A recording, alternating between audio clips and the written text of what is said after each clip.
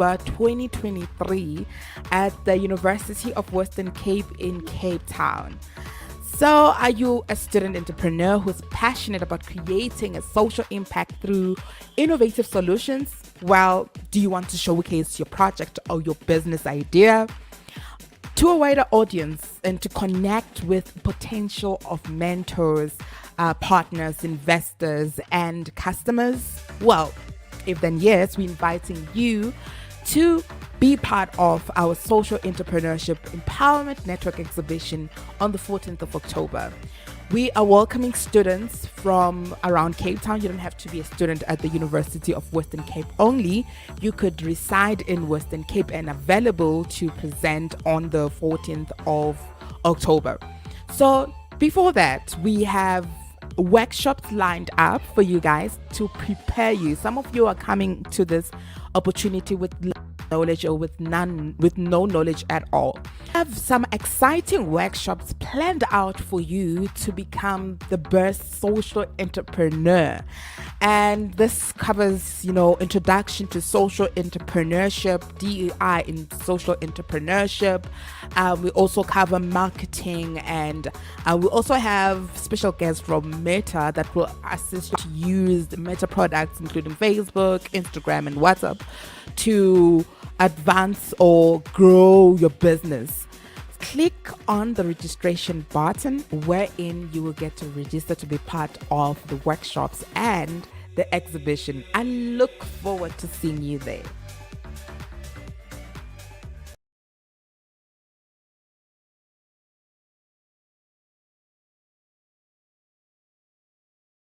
Organization that prides itself on being able to empower the youth. So, you're an organization, a corporation, or a company, and you're looking to give back to the community. Why don't you partner with us as we empower the future entrepreneurs for social change? Well, we're going to be hosting our Social Entrepreneurship Empowerment Network exhibition on the 14th of October.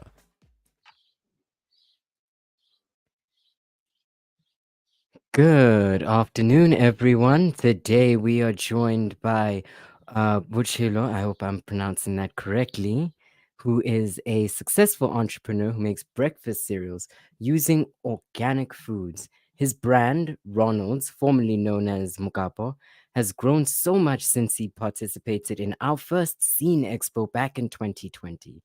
His vision is to solve hunger and promote healthier eating in South Africa and beyond. How's about you introduce yourself to the audience? Um, Hi, I am audible. Hi, Morolong, and hi, everyone. Um, Yes, you are loud and clear. okay. Now that is actually quite a brief introduction. Thank you very much. Yeah, I mean that sums up who am I or what I do. But I guess everyone would actually find out soon enough. Probably when they hit the shelves, and maybe everyone would actually take the scene or the Youth Evolve initiative quite serious, because I've seen it from the inception, and from the interaction as well. It has done me a very great deal in terms of what we do with our cereals, in terms of the impact that our products actually have out there in the world. So so yeah, man, I think this is gonna be awesome, very much, and thank you very much for you guys for inviting me to interact with your audience.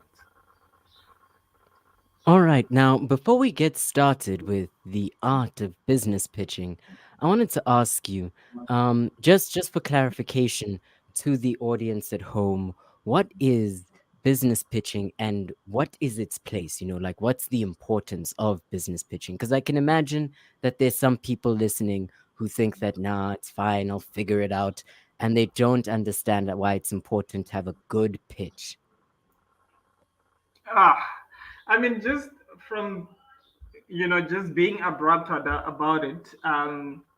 The issue is people don't know that we would pitch each and every time. We actually it's just called in a different name. You call a whole lot of things by different names, but when just mere examples, like when a guy goes, when a guy quotes a girl, when a guy is quoting a girl, or when a guy is proposing to a girl, that's actually in the business world, that's actually the guy pitching to the world, because he's selling himself, and that's what business pitching is. The guy is selling himself to the girl, so it means that whenever the girl gets to say yes, that means the girl has probably buy into the product, has bought into the idea that the guy presented to her. So that's what pitching is in a nutshell. And as I just had to give this example, provided the audience, but people pitch anyway, because that's what you do when you need partners. That's what you need when you need potential customers or potential investors. It's like the easiest way or the fastest way to like get people in to actually get people into what you do, or let people know what you do in like the fastest way possible and in like the shortest time as possible. So that's what pitching is. Pitching is sharing an idea and being excited about the idea, but with the hope or with the goal of you getting a partner, or getting, depending on where you are, getting a partner, getting an investor, or also just getting a customer. So we pitch because there's different type of pitching as well. So that's what pitching is. All right, that sounds very interesting. So, would you say then that, say these tech expos, where they're demoing new cars or new technologies, that is an expo? These expos are basically pitching, but pitching to the consumer. Yes. No, that's pitching. You do have something called a sales pitch, where you're not like pitching to audience with hopes of making sales. So marketing in itself, the bottom part of marketing, it's pitching, but your sales, you are selling a product to consumers. So that is actually pitching. We pitch every day, like I said. So the expos are actually, because let's say if you're in an expo, a physical one, so what happens is that your presentation of your stall and how you're actually presenting yourself out there, you are actually pitching, but just that your pitching doesn't contain, you're not using a slides, you're not using slides, you're not using a pitch deck, you're not using any form of presentation, except your physical stall presents your product to the customers or whoever is actually participating in that expo. So you're saying maybe that, say, the signage of a store is part of its pitch. Yes, that definitely it is. From the sign, from how the person is dressed, the presentation, the outlook of the person, how the stall is presented, everything. Even any other product that you actually go there. If you go to a shop, or when you're presenting yourself at an expo, actually at an expo, when you put your product on your table, how your table is set up, how your product is actually packaged, that forms part of the pitch. It's like a slide. Your product forms a slide, your tables is a different slide, your whole overall stall, your overall table, your overall presentation of your table, those are slides within a presentation. You're actually presenting, because when someone comes, or someone within the audience looks into your table or your stall or your ever corner where you are actually placed in an expo, um, they actually get attracted by how your store looks before they actually get to know who you are and what you do. So yeah, that's your expos forms a very critical part, because you also don't know who you're gonna meet there. Either an investor, or either you're making a sale, either a potential partner. You don't know. So you actually pitching your business when you're at an expo, by just the outlook of your products and your store. So, for all of our participants in SEEN 2023, remember, this is your opportunity to pitch. The 14th of October 2023, you will have your chance to pitch your business to either consumers or potential partners. Now, I was wondering if it would be okay for us to start with your presentation. Would that be okay? Yeah, that's okay. Or maybe we, before we do that, I mean, to all participants at the SEEN 2023, um, just bear in mind that your image goes a long way, and you will never know who you meet. I mean, the minute you start putting yourself into or engaging in any form of businesses, or whatever you, wherever you are, whatever you say, however you look, whichever way you look, it's actually forms part of your presentation. So from here on forth, you must know that the minute you step into the business world, every move, every step you take, every word you say, it forms part of your pitch in any other platform. So you have to look the part. You have to be presentable at all times. Be the representable of your business. So yeah, I mean, I think we can go to the presentation now.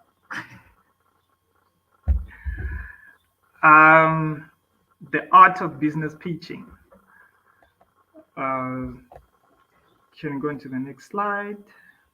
So, what is business pitching? I think we, on the questionnaire that Murolong had before this, it actually summed up anything and everything we're actually going to talk about.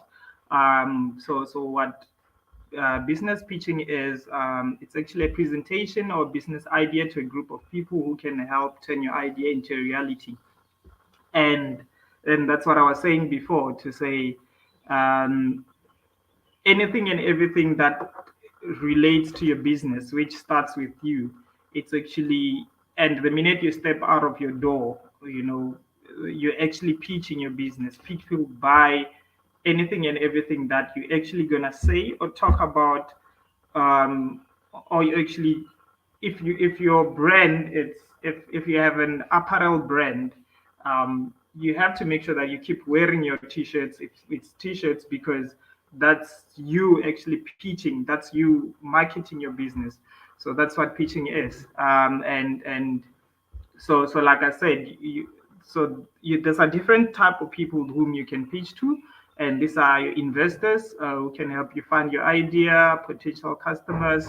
These are the people who will pay for your product or service, and or advocates who will support your idea. These are just people who really catches up to your idea, and even if they don't have anything to offer, but they would actually be the people who really putting the word out there for you.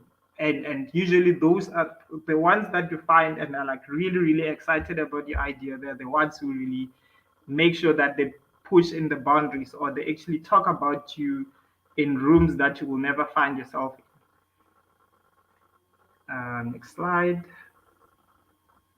um, yeah, so like I said, whether through an investment, a purchase, or advocacy, a business pitch becomes successful if you convince people to believe in your idea or pick in the interest, and and get them to learn more.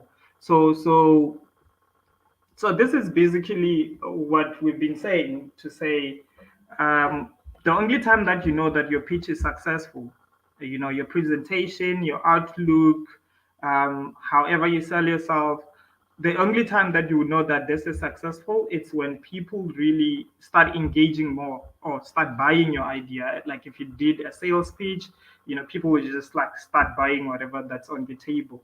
And if it's an investment, people will just ask you if, a random question would be like, if I have 50,000 now, what would you do with it?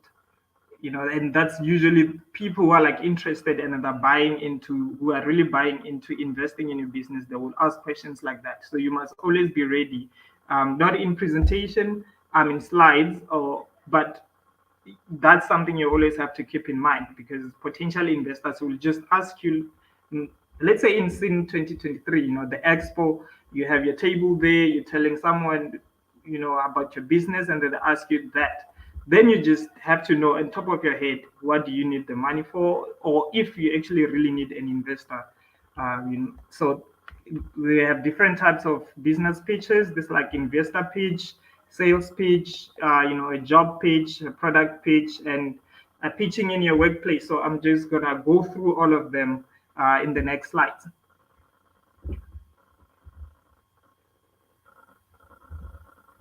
Next slide, please. And an investor pitch. So this is what an investor pitch is. So usually when you do an investor pitch in an office setup, you actually have to prepare something called a pitch deck. Um, and a pitch deck, it's actually the same thing as it's actually a presentation. However, this speaks solely about your business, and it speaks to investors. Um, and this type of pitch usually lasts 45 minutes. And the best practice for this type of pitch is 20 to 30 minutes of presentation, followed by a discussion or question and answers afterwards. Because the investors that you're actually pitching to afterwards, they will have a whole lot of questions. And you just have to make sure that you're ready. So the shorter your presentation is, you give time to the investors to actually have the ability to ask you as many questions as possible. And alternatively, the business pitch, competition follows a different practice though, because these presentations you find the last, around five, some it's like 3 minutes, 5 minutes, usually 10 minutes, because you have a line of investors, like let's say 5 or 10. For those who have watched the Dragon's Den, you would see how it's done. So the shorter the presentation is, like I was saying, it gives time for you to interact more um, with the potential investors. And then lastly, the most stringent type of business pitch is most commonly referred to as an elevator pitch, and that usually lasts only around 30 to 60 seconds. Because in this one, it's where you just find someone and then you have to sell your idea within like 30 seconds. You just have to know and say 1, 2, 3 words, and then you have sold your business. And then the second one, um, the sales pitch. So what a sales pitch is, so what happens at the sales pitch is that you you get to tell people what's in it for them, and you also personally have to answer the question, one is what's in it for me, from the lens of a potential customers. You have to really dig deep into understanding what is it that you're going to tell the customers, because this one is actually selling. That's you selling the shortest way and the fastest way possible. You have to tell the customer, because if you'll see it on the expo, SEEN 2023 expo, that when you have a line of people, 20, 25, 30 different stalls or businesses that are there at the venue, the customers will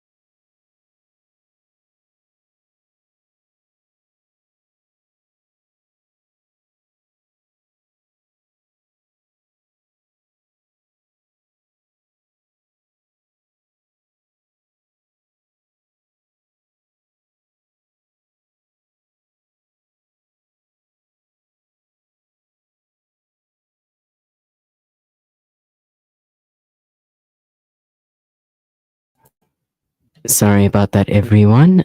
We seem to have lost our connection. Give us a moment and we'll be right back.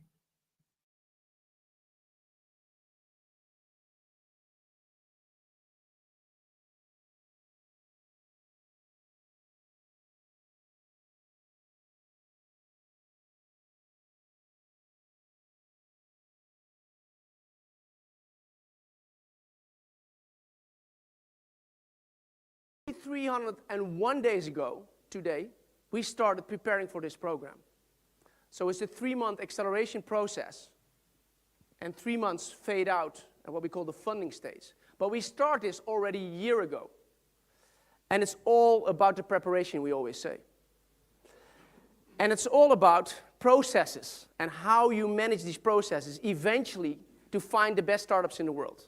Well, the next team up is all about processes and organization. The first time that I talked to them was around 6-7 months ago. One of these guys was in China, the other one was in France, and the third one was in the UK. And this is the way virtual teams work these days. They don't have to be locked in a small office. They can work in virtual teams all around the world. And these guys are creating what I call a little bit of magic. These are productivity hackers, they call themselves. And they flew from China, France, and the UK to Amsterdam to spend 3 months with us, to change the world, and to make my life, I'm not very good at organizing myself, and they found a tool that I don't need to organize myself anymore. So I love them. So please, I would like to welcome on stage now Mr. David Arnoux, the founder of To-Do. Give him a big hand.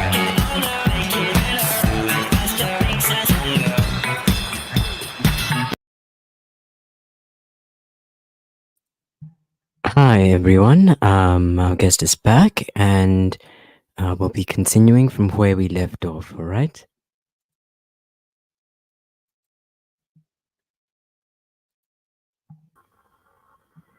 Marcelo, are you there? Hi, I'm back. Sorry All about right, that. I'll be adding your presentation now. Thank you.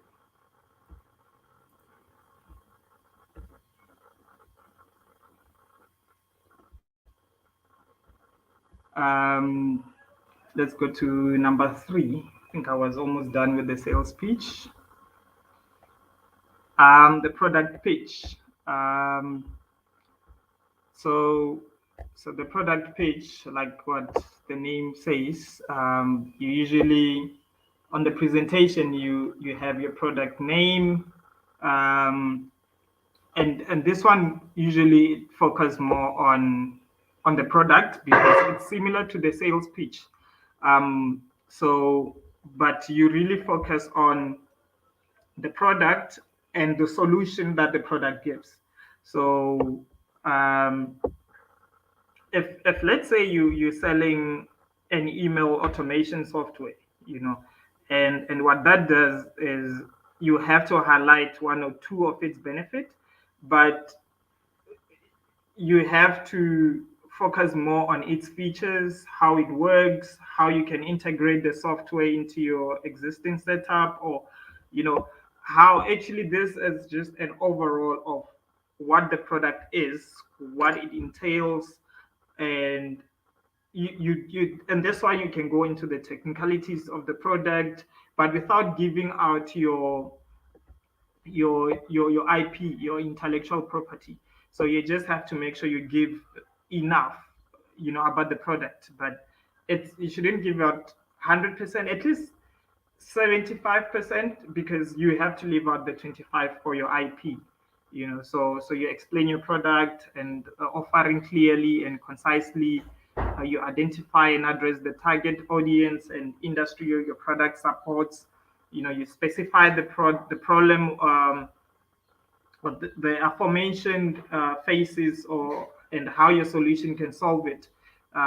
You provide a realistic example of your solution in action. Especially when you give out this one, it will actually help if you have the product in hand mostly. So if you have the product in your hands, so that the audience can actually see what you're talking about, and because it's very difficult for some audience to visualize what you're actually saying. So it's highly advisable so that whenever you go out to pitch, you have to have your product with you. And I actually recently met the founder of Mureza. I think that was on Saturday. Yes, this past Saturday, the founder of a South African car manufacturer, Mureza, And what he was actually telling me was that, you have to make sure that you breathe your product. You go everywhere. If you can't carry a car like he has, when going to rooms, make sure you have the clothing, the branding. Wear your product. Wear hoodies with your product name. Wear t-shirts with your product name, or hats or caps, whatever. Just make sure that you have something that actually, when you go somewhere, it kickstarts. It's sort of like that one thing that people will actually start or ask you, if you're wearing a Youth Evolve t-shirt, when you go into a room, someone would ask, what is Youth Evolve? And then you start telling them what it is, then that's how you actually pitch your product. Because it gives more of a realistic example to offer your solution, and just make sure you don't lie.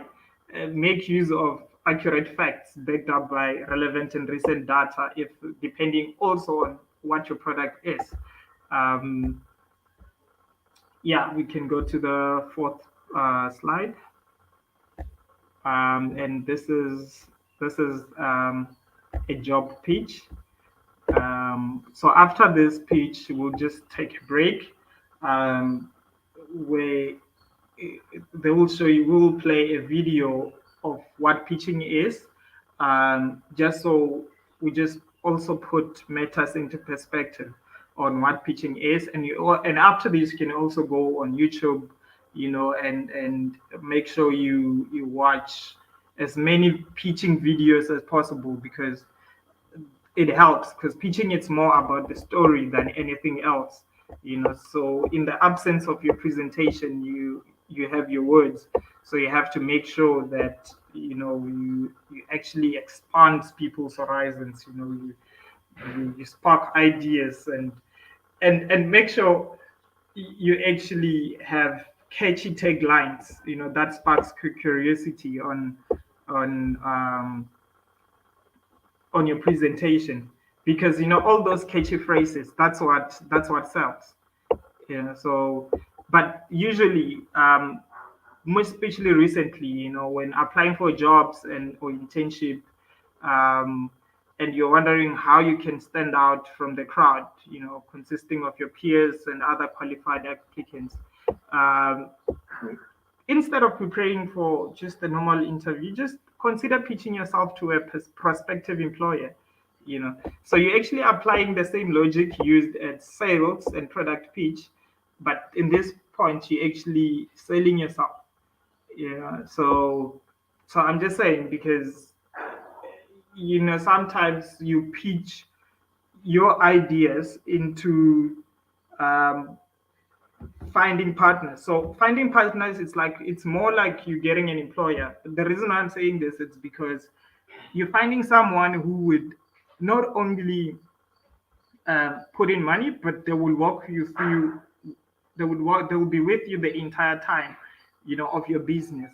So this is more like an employer or an interview, because you go there and they will have questions. You introduce yourself. You explain to yourself why that partner could be a great fit, or that certain company you want to partner with could, or why you're a great fit, or simply if you're just looking for a job. We just had to put this into perspective, and you have your goals there and your career aspirations, but as interesting as pitching is, we must not forget that it's not about bragging or showing off.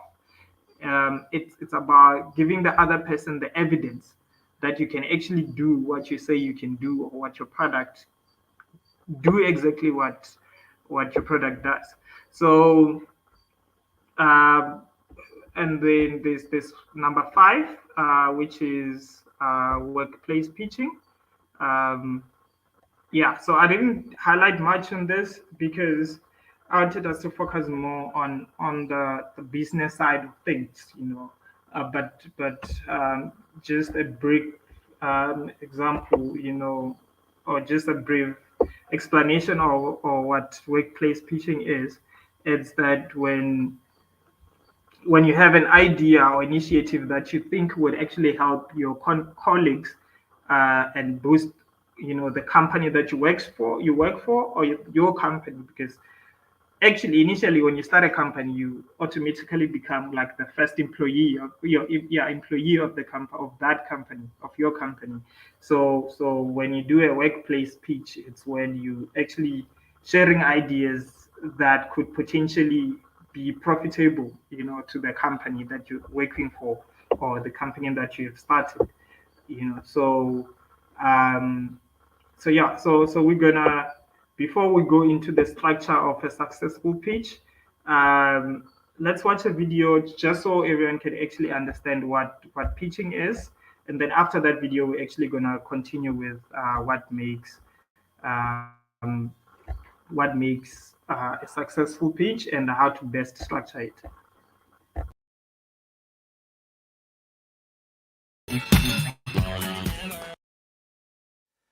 Exactly 301 days ago, today, we started preparing for this program. So it's a 3-month acceleration process and 3 months fade out and what we call the funding stage. But we started this already a year ago. And it's all about the preparation, we always say. And it's all about processes and how you manage these processes eventually to find the best startups in the world. Well, the next team up is all about processes and organization. The first time that I talked to them was around 6-7 months ago. One of these guys was in China, the other one was in France, and the third one was in the UK. And this is the way virtual teams work these days. They don't have to be locked in a small office. They can work in virtual teams all around the world. And these guys are creating what I call a little bit of magic. These are productivity hackers, they call themselves. And they flew from China, France, and the UK to Amsterdam to spend 3 months with us, to change the world, and to make my life, I'm not very good at organizing myself, and they found a tool that I don't need to organize myself anymore. So I love them. So please, I would like to welcome on stage now, Mr. David Arnoux, the founder of To-Do. Give him a big hand.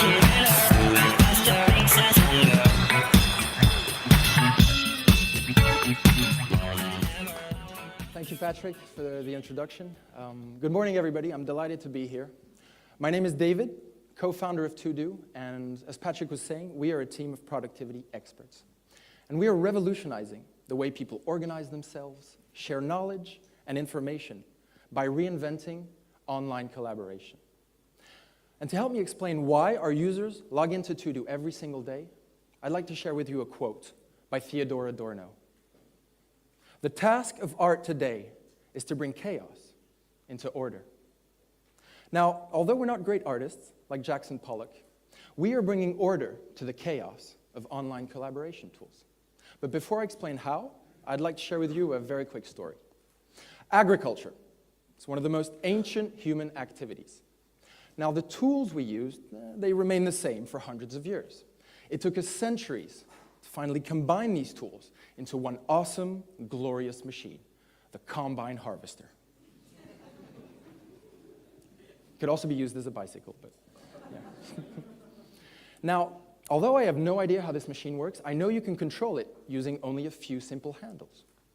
If we can do this for agriculture, why can't we do it for our everyday work lives? People today suffer from the complexity in the number of tools and the complexity of tools to organize their work life. Email. It's great for communication, but it's extremely messy. Inboxes can be hell. It's a horrible way of organizing your workload. Chat. We love chat. Everybody chats. But it's also extremely messy. People get left out. You lose information. And there is no way of tracking the important information that is shared. So to solve this issue, we came up with project management tools, productivity tools, shared task lists. But collaboration shouldn't be about filling out forms. Does this feel like collaboration to you? No, it's just a task list. And we're not computers that can be programmed. To-Do solves these issues. We empower teams and individuals to manage all this chaos from one single epicenter. I'm proud to introduce you to the command box.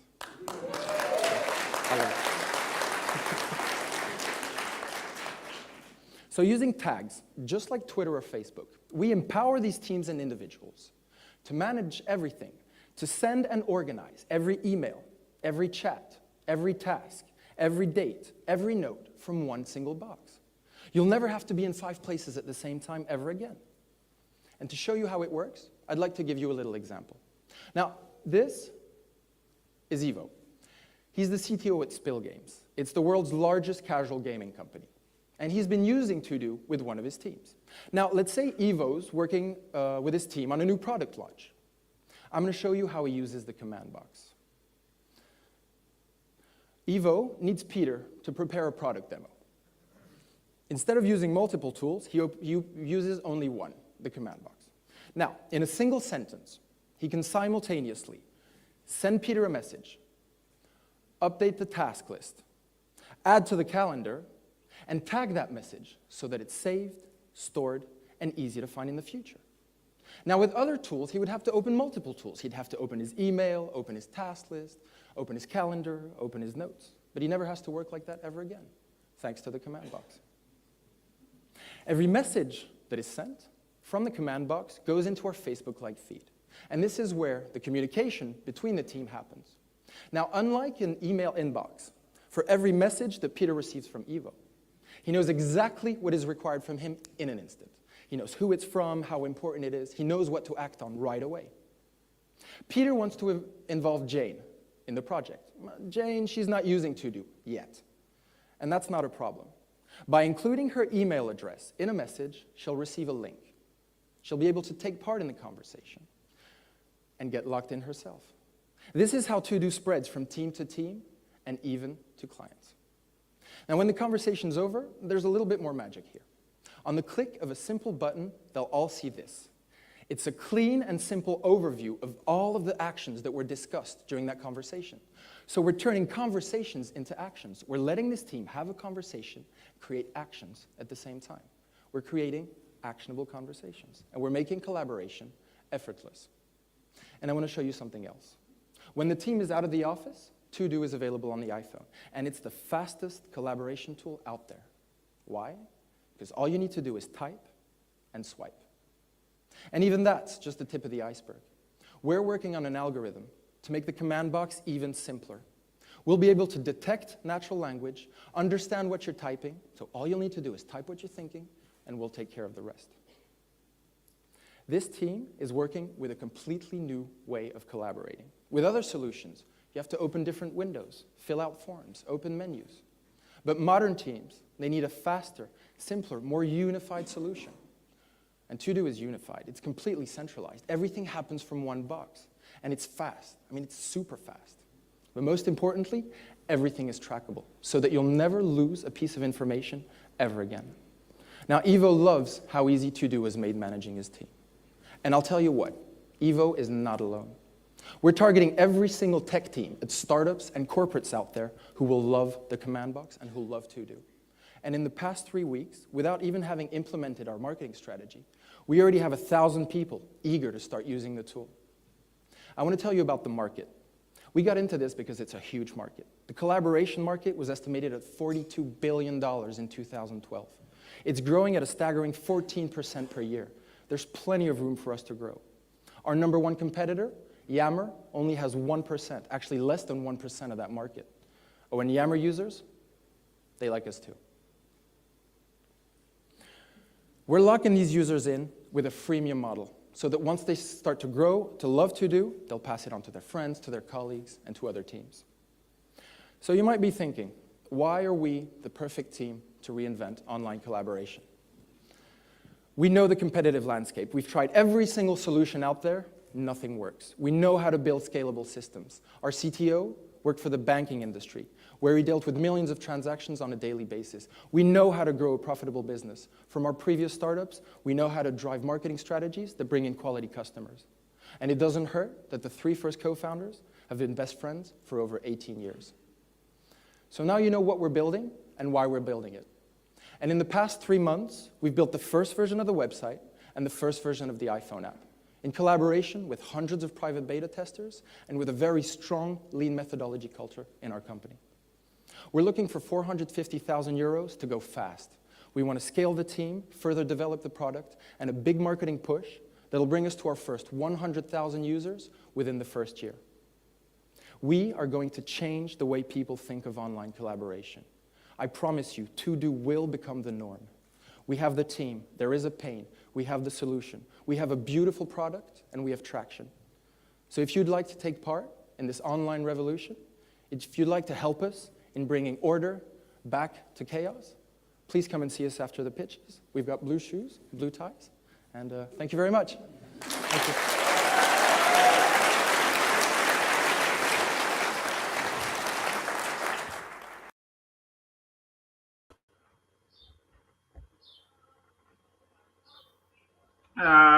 Welcome back, everyone. Hope you caught a breath. So what was happening there, if you could have seen, it goes on to what pitching is, what it entails. So basically, what you need to do is tell a good story. So that's all you need to do. Tell a good story, your pitch will be successful. That's all you need to do. So now let's go diving into the structure of a successful pitch. I don't want you to feel like this thing is intimidating or difficult. It's very easy. All you have to do is tell a good story, be sound, be confident. Just understand what you're saying, learn your pitch deck, but make it truthful. So usually what happens is there's like very easy ways to actually make it.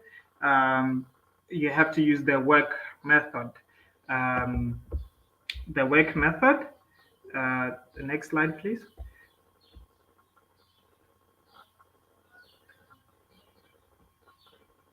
Yes. So the work method, the W stands for what is it and what do you offer? The H for how does it work? The A is for are you sure? And the C is can you do it? Or does it work? So that's what the work method actually means. So if when you do a pitch and you can actually understand that or you use that method, it's actually going to be very easy for you to actually say it, but make it very relatable to you. Because that's how it sounds. So just show that you have thought and about how to turn your idea into a commercial outcome or true partnership. So this is really an opportunity to start or continue building trust and showing that you care about creating real value for the people in the room. And it's also the best way to put you on the right foot, So that's actually what Michael Rosenberg, the CEO of Spacer, actually said. So that's what pitching is. It's you quoting a woman. It's you presenting yourself. That's what actually pitching, or just that's what makes a successful pitch. I had to really sum it up, and then people might be asking, how do you persuade your audience? With your business pitch. In very simple ways. All you have to do is understand what your audience want from you, and just make sure you have your elevator pitch ready. So that's it. Once you understand what your audience wants, that makes it easy. But do not be confused, because what I'm trying to say is that if you know what a product does, if you know what a business does, that's it. That's all you have to communicate. And then but you just have to make sure you read the room. And once you read the room, you will be in sync with the audience.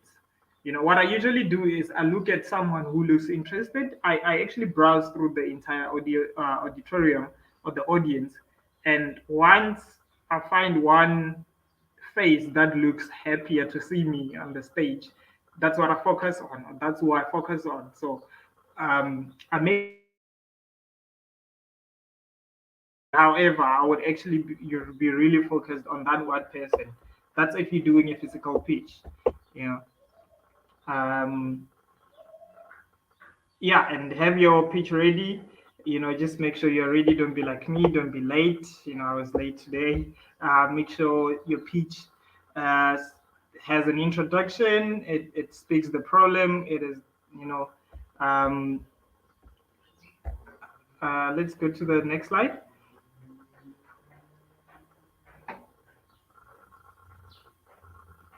Next slide, please.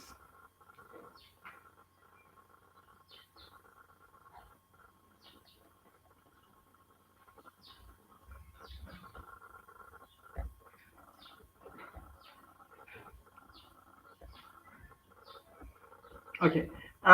So the elements of a good elevator pitch, the elements are introduction, the problem, the solution, the value proposition, and CTA, your call to action.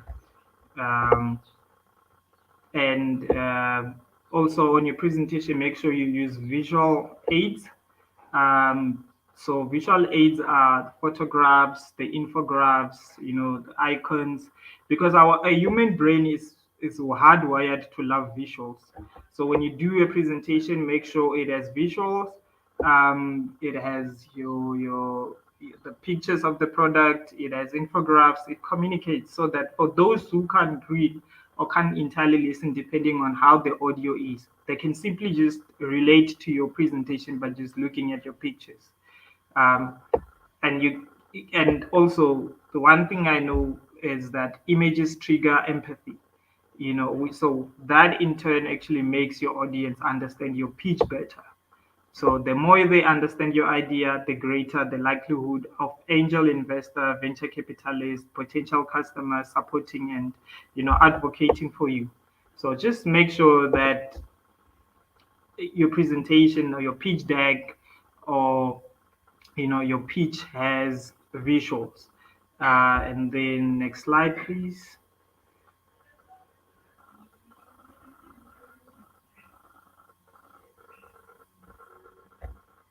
Okay. So the fourth one is explain your business model clearly. So this means Camille, let's start here. So after telling the people about your business, you really have to focus on, because what's more important is the market opportunity. How you highlight that's where you have to give out good points, because that's where the main thing is. So if I'm an investor, what I'm looking for is that is your idea scalable? Is the market for your product? Usually this goes when you are pitching for investors. So so you really have to assure them that whatever that you're selling them has a market and it's gonna sell, and then the market it's worth a certain much. Mostly people start with the overall market value, the value of the market. They will say the market has sort of like 90 billion US dollars value. So that means someone knows that if I can invest in this company, I have a potential of getting the piece of the pie. So and then the fifth one, you must weave your passion or story with your pitch.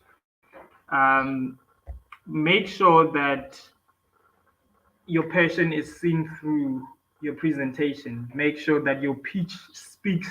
Usually, it's usually most best pitches are done by the founders because they understand. If you're doing a product that's like dear to you, if it's a hair product and you actually did the product because maybe let's say your product helps with regrowing, you know, your hair.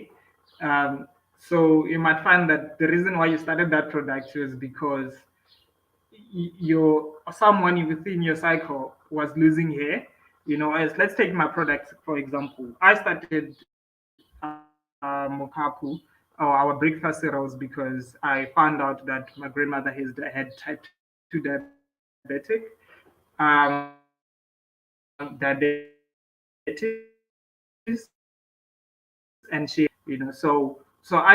when I started the company, I started it on the basis, or rather, my story was that I wanted to actually help my grandmother, and then it grew on into helping other people who were facing the challenges that she was facing. So whenever I tell the story, it's easily relatable because it's very dear to me and emotional. So whatever that you actually do, make sure that you really dig deep into what inspires you to start, what actually inspired you to start that.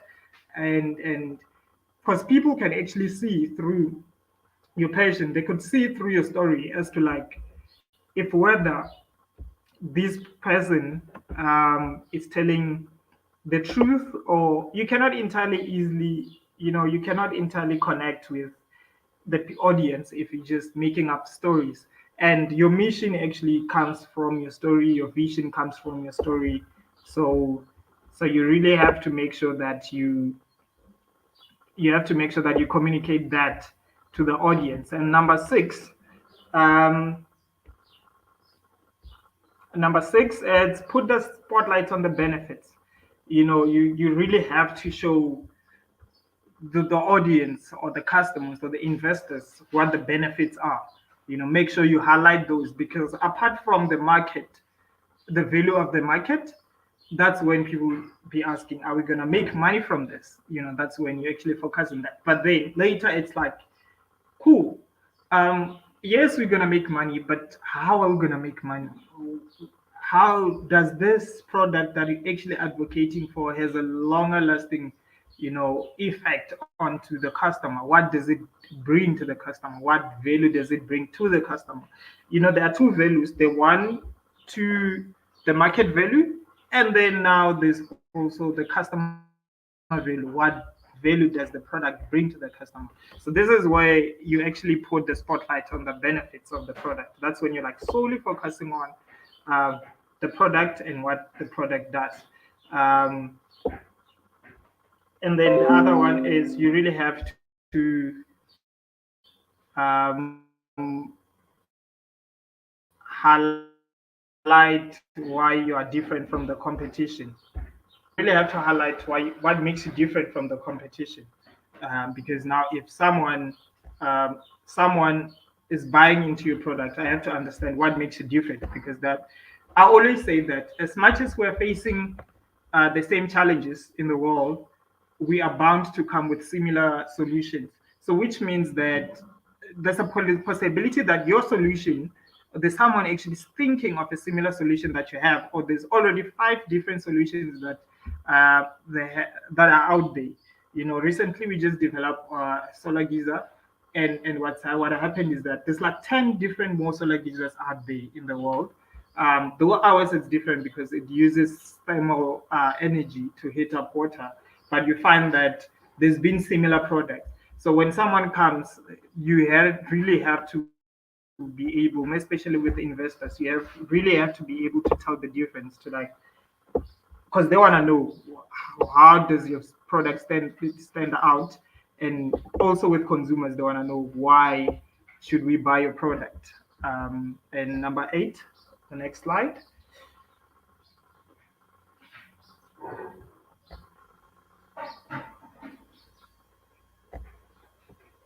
Okay, so the next slide is, you must share the story behind your team. Because we would want to know, especially with investors and your potential partners. They would want to know who you work for, or who works for you, or who are your team members. Because this is just also to build confidence to investors, to say, especially this is where you list the skills that your team has. You have one for you would have one for a graphic designer, for example. You have one for a technical, the one who develops the product. You have one for sales. You have one, but all these skills, you just don't name them. You name them according to the merits that those people have. So you don't just pick people and you just don't say, or just get anyone to be part of your team. You have to make sure that you get people who brings value to the team, because your team sells as much as the product sells, and the attitude of your team sells. So that, depending on the type of pitch that you're actually doing, sometimes you find that you have to have the whole entire team. Someone for finance to actually speak finances to the investors, for technical to thoroughly engage on the technical side of the product with the investor. Sometimes if you don't have them, sometimes on the second meeting that you get after a successful pitch, they will ask you to bring your whole entire team because they will want to really understand who is who is in your team, because that is very, very important. So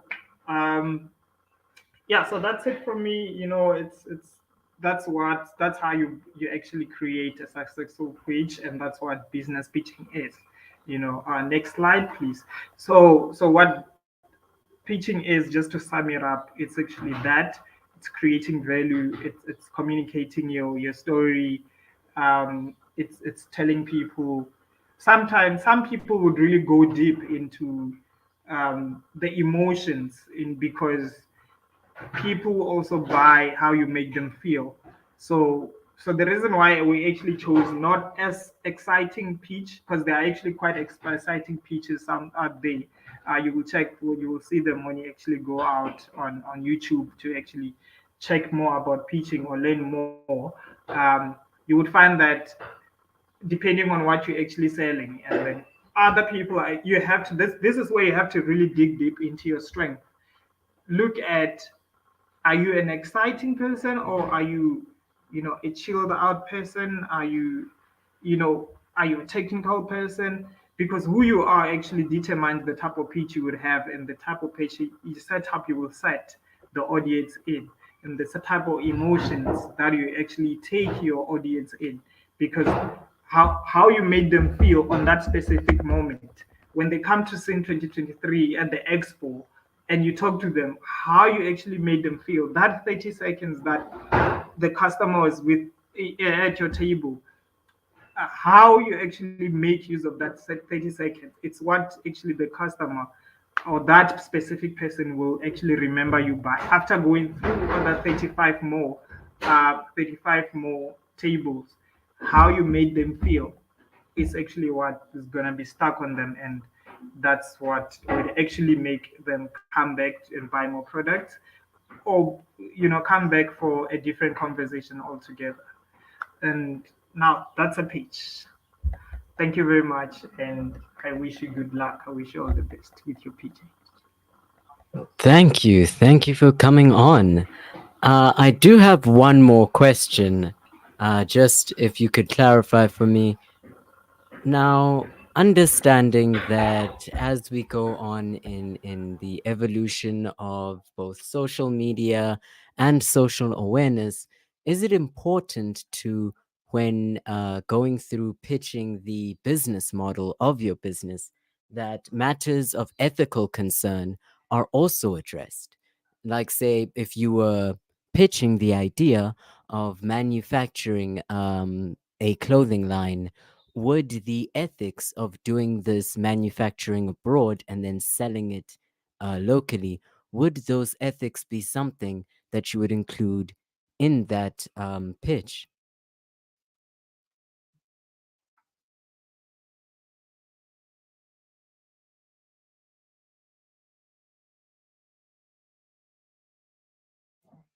Hello?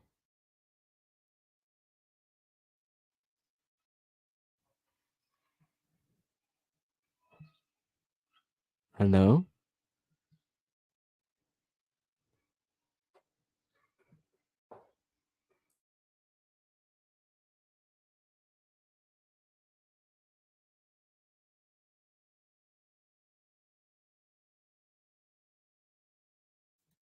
Well, it seems like I won't get an answer to that question, unfortunately. I'm grateful to have had this session, grateful to have had this audience. Hi, Hi, Patella, you there? I didn't hear you. Yes. I don't. Did you ask a question? I couldn't hear you there.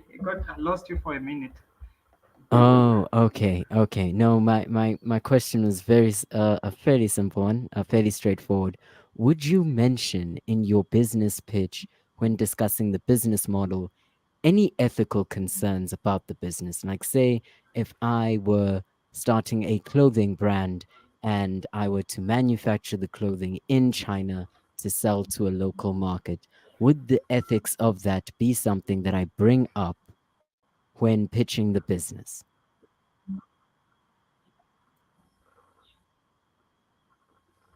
Um, you know, so like I said earlier, sometimes you can't tell, you don't have to, when you're actually pitching, you don't overshare, because when you do that, you actually share your trade secrets, because how you actually get the clothes, it's your trade secrets. But those are conversation you actually have when you are sitting, when you have a follow-up meeting. Let's say you are pitching to an investor. It's like, okay, the solar geyser I made an example of.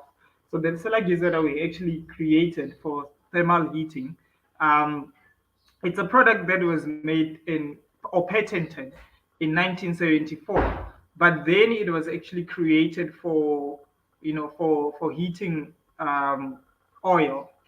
So we adopted that same technology, but that's not something that we share until when we have a follow-up, meeting, because that's when you really have to. Or maybe if it's a pitch where you have like five different investors there, someone would ask about your IP, your intellectual property. So that's when you have to maybe disclose a bit of ethics there, or how you get them, but you don't really go into the technicalities of how you actually do that, because that will be you selling out or exposing of your business trade, your trade secret, your business trade secrets. So basically, the only information that we really want to be sharing in a pitch is the information that helps them understand the brand and understand more or less how it works without them actually seeing, how do they say, seeing into the kitchen. They don't need to see how the recipe is made. Yes, definitely. No, sell them the cookies. Tell them tell them what the cookies can do for them. Tell them what the cookies can do for their health, for their health. Tell them the benefits of the cookies. Tell them how organic your cookies are, for the natural, the type of flour you use. But you don't go into the recipes. You don't go into like, this is how you mix, you mix one, two, three. No, that's when, even in products, you can list your ingredients, but you don't tell them how you put your ingredients into your recipes. So you don't go that far.